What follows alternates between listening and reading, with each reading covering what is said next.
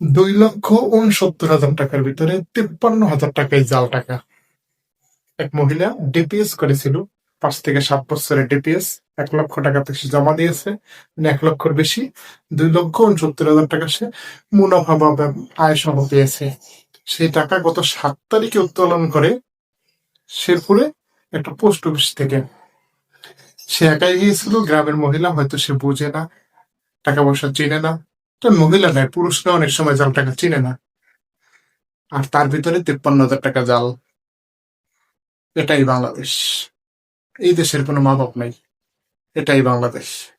শুনুন কি বলে। আমি কইছি বাবা আমরা নোক না কেন নোক না কেউ না কাজ না প্রতিদিন আমি নোক নাই আমি এটা কইছি বাবা আল্লাহ আল্লাহ করবা আমি আমার সারা সুন্দর করে গুণা দেবেন আমি দেহাটারে নিয়ে আমরা সেদিন থেকে মানুষের না জানি আমি এই কথা তো কইয়া দেহাটা আমার গুণা দিল আমরা সারা বাচ্চা দেহাটি বলবো এই ঘোড়া দেহাটি বলবো এই ঘোড়া দেহাটি বলবো দেহাটি মানে কোনো প্রিন্টিং কিছুই না আমার কাছে প্রিন্ট করে না যায় খালি অবস্থা।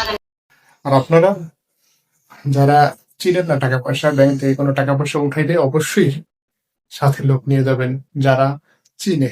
এই পরামর্শটুকু কাজে লাগাবেন, কারণ আপনার কষ্টের অর্জিত টাকা। ভালো থাকুক আপনার টাকা।